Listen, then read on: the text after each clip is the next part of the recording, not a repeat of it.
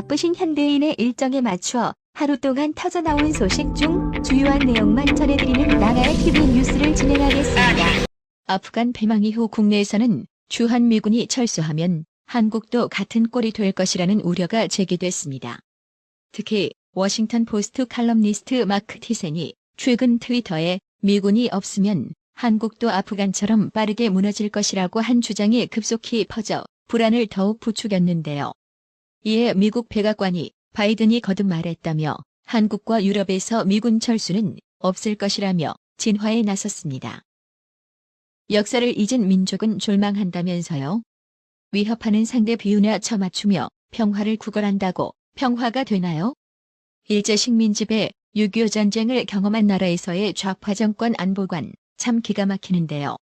싸울 의지가 없는 군인은 군인이 아니며 훈련하지 않는 군대는 군대도 아닌 겁니다. 지금 좌파 정권에서 무기 구매와 개발 소식 등으로 국민들의 안보관을 기만하고 있는데 전쟁의 승산은 군인다운 군인이 잘 훈련된 군대를 통해 좋은 무기를 갖고 싸우는 데 있습니다. 쿠웨이트 부국도 이라크에게 반나절 만에 점령당했고 아프가니스탄 정부군이 몇 안 되는 탈레반에게 바로 항복하는 꼬라지를 보면 답은 나오는 거죠.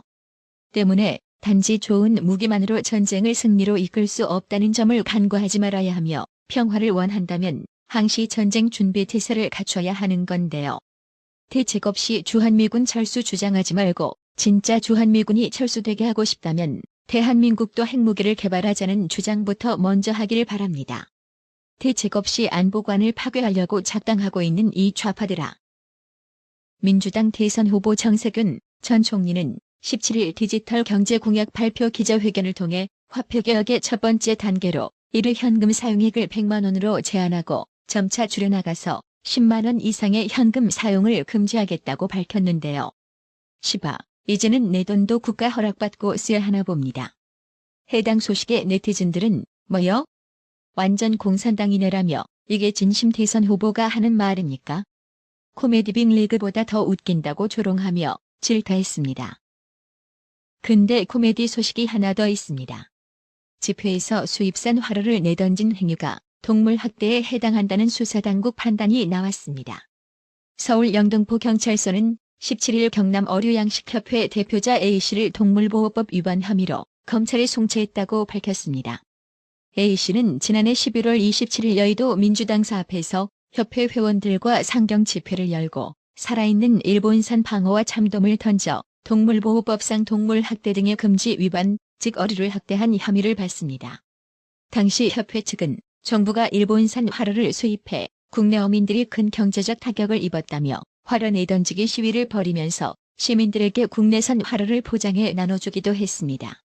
동물보호단체 동물해방물결은 화로를 학대한 동물보호법 위반 행위라고 보고 지난해 12월 경찰에 고발했는데요. 해당 소식에 네티즌들은 횟집은 그럼 다 살인마녀라며 진짜 듣게들 때문에 한 번도 경험해보지 못한 나라가 되었다라고 개탄했는데요. 그렇습니다. 시바 살아있는 화로 잘못 먹으면 살인죄로 구속될지도 모르니 구독자님들 조심하셔야 할 것 같습니다. 우한 코로나 백신 수급 차질과 관련해 문재인 좌파 정권이 미국 모더나사에 조기 공급을 요청했지만 확답을 받지 못했습니다. 삼성바이오로직스가 위탁 생산하는 모더나 백신도 9월 내 완제품 출고가 불투명합니다.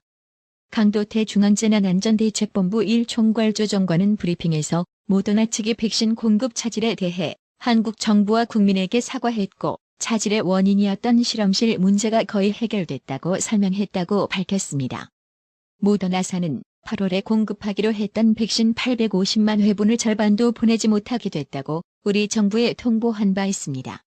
강도태 조정관 등 정부 대표단은 미국 현지 시간 13일 미국 모더나 본사에서 코린 르고프 최고 판매 책임자를 3시간가량 만나 공급 일정 번복을 항의하고 지연된 물량을 조속히 보낼 것을 요청했습니다만 모더나 측은 최선을 다하겠다고 하면서도 물량 공급에 대한 확답을 하지 않았다고 합니다.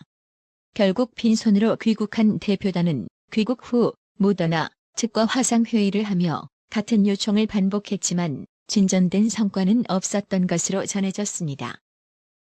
해당 소식에 네티즌들은 메르스 때 재난 컨트롤 어쩌고 저쩌고 하며 입 털더니 뭐하냐? 최악의 운동권 모질이들, 니놈들이 할 줄 아는 건 내로남불, 선전선동 조작질 밖에 더 있냐라며 말뿐인 문재인 정권에게 질렸다. 정말 실망이다. 실력이 없어도 이렇게 없을 수 있을까라고 개탄했습니다. 그렇습니다. 이쯤 되면 모더나 최고 경영자 CEO와 화상통화로 백신 확보했다고 자랑했던 문재인과 백신 4,400만 명 물량 확보했다고 현수막까지 건 고민정의가 한마디 해야 하지 않겠습니까? 문재인 좌파 정권이 좌파 우파 집회 차별 대응뿐만 아니라 이제는 하다하다 추징금 집행까지 좌파 우파 차별 대응을 하고 자빠졌는데요. 정치자금법 위반 혐의로 유죄 판결이 확정된 한명숙 전 국무총리가 문재인 정부 들어 2차례 추징금 납부를 독촉받은 것으로 파악됐습니다.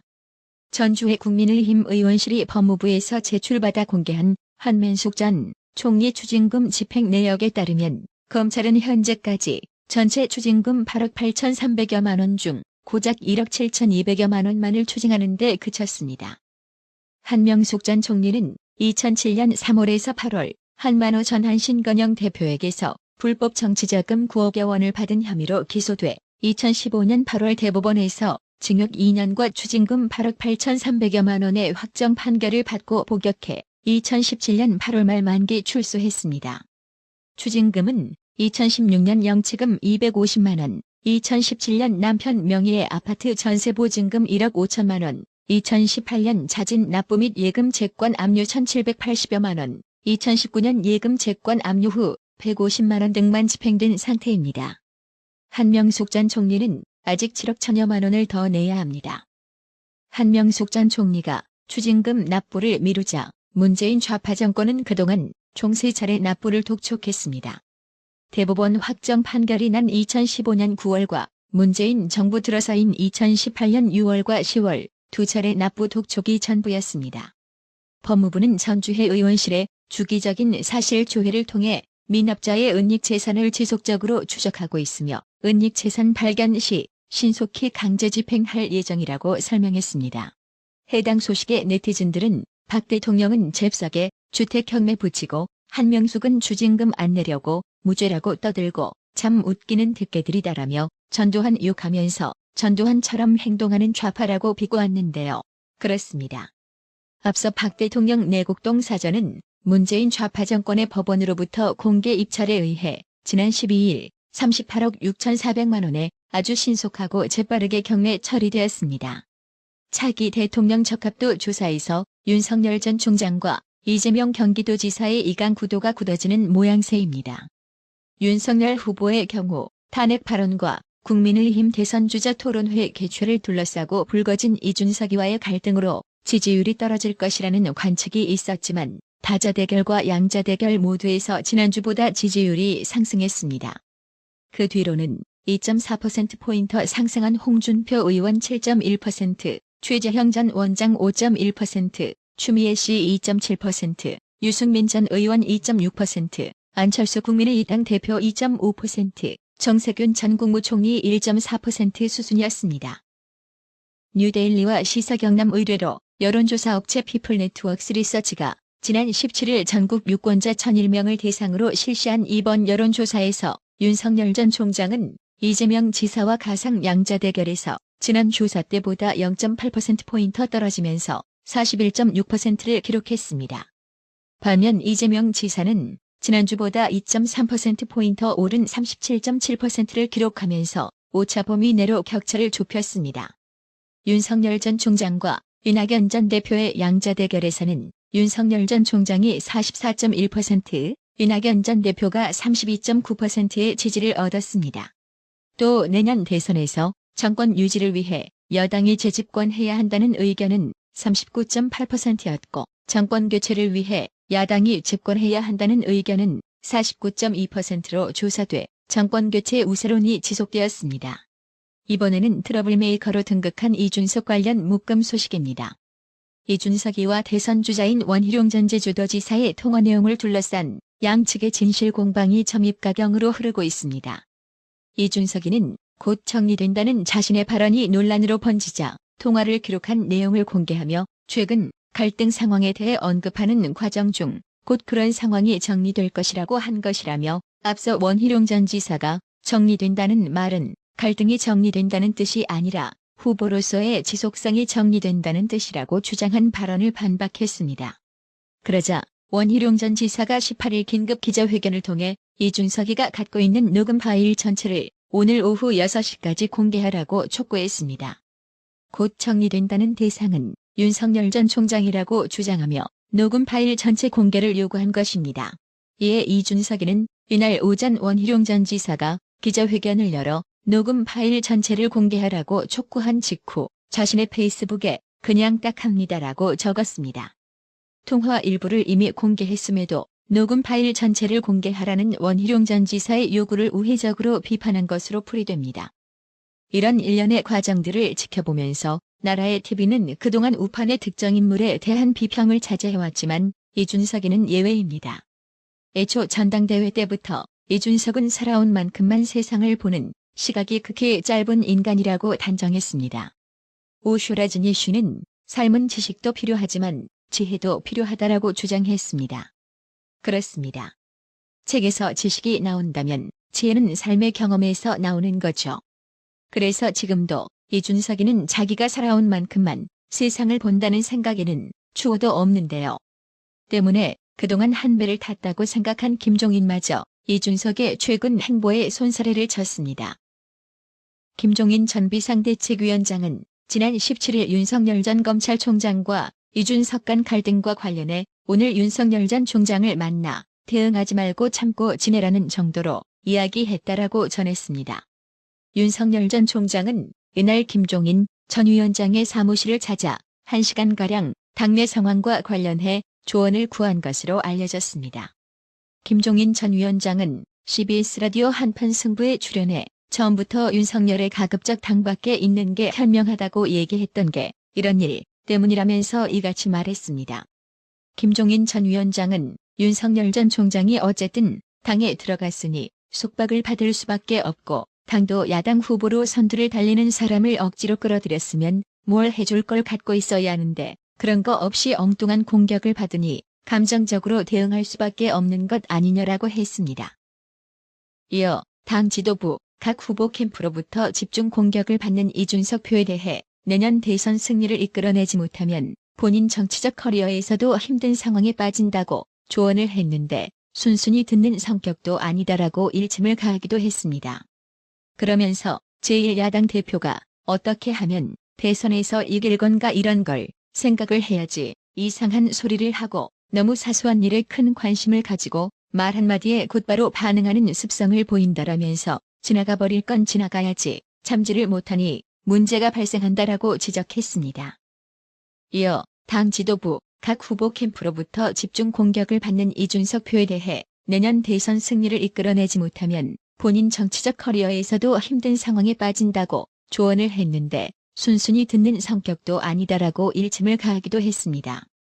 그러면서 제1야당 대표가 어떻게 하면 대선에서 이길 건가 이런 걸 생각을 해야지 이상한 소리를 하고 너무 사소한 일에 큰 관심을 가지고 말 한마디에 곧바로 반응하는 습성을 보인다라면서 지나가 버릴 건 지나가야지 참지를 못하니 문제가 발생한다라고 지적했습니다. 김종인의 말은 한마디로 충고를 귀담아 듣지 않는 아직 철없는 애이고 남을 포용하지 못하는 소인배라는 뜻입니다. 또 지난 17일은 이준석이와 최고위원들은 비공개 회의에서 대선 경선 토론회 등 당내 현안을 놓고 서로 언성을 높이며 충돌한 것으로 알려졌는데요. 외견상 대선 경선 토론회를 둘러싼 내용이 가까스로 봉합되는 듯 했지만 막후에서는 가파른 대치 전선이 형성되며 봉숭아 학당 상황이 연출된 것으로 알려졌습니다. 이날 냉랭한 분위기 속에서 시작된 회의에서 이례적으로 공개 발언을 하지 않았던 이준석에게 배현진 최고위원은 절차적 민주성을 반드시 확보해야 한다고 직격했습니다. 회의가 비공개로 전환되자 장내 분위기는 더 험악해졌습니다. 참석자 등에 따르면 이준석이는 일부 최고위원과 당직자를 겨냥해 말조심하라며 정신 차려야 한다, 경고한다고 포문을 열었습니다. 최근 경선준비위원회 월권 논란을 고리로 자신의 당무 운영에 대한 비판이 쏟아지자 이를 노골적인 당대표 흔들기로 보고 작심 반격에 나선 것입니다. 이준석이는 특히 한 대권 주자가 서병수 의원은 선관위 원장으로 부적격이라고 연락하고 한 최고위원이 여러 대선 캠프가 특정 인사를 선관위 원장으로 선호한다는 취지의 여론을 전달한 데 대해 격분한 것으로 전해졌습니다. 그러자 배현진 최고위원은 즉시 나도 최고위원으로서 경고한다고 맞섰습니다. 배현진 최고위원은 지금 당이 시끄러운 것은 이준석 대표 잘못도 있는데 경고란이라며 그러면 나도 똑같이 잘하라고 경고하겠다라고 목소리를 높였습니다. 어려운 형편의 나라의 TV 운영 유지를 위해 변함없이 구독료 후원해주신 김정영님 그리고 정영성님의 구독료 후원 정말 감사합니다. 나라의 TV는 구독료 후원으로만 운영 유지되고 있으니 구독자님들의 따뜻한 정성이 필요합니다.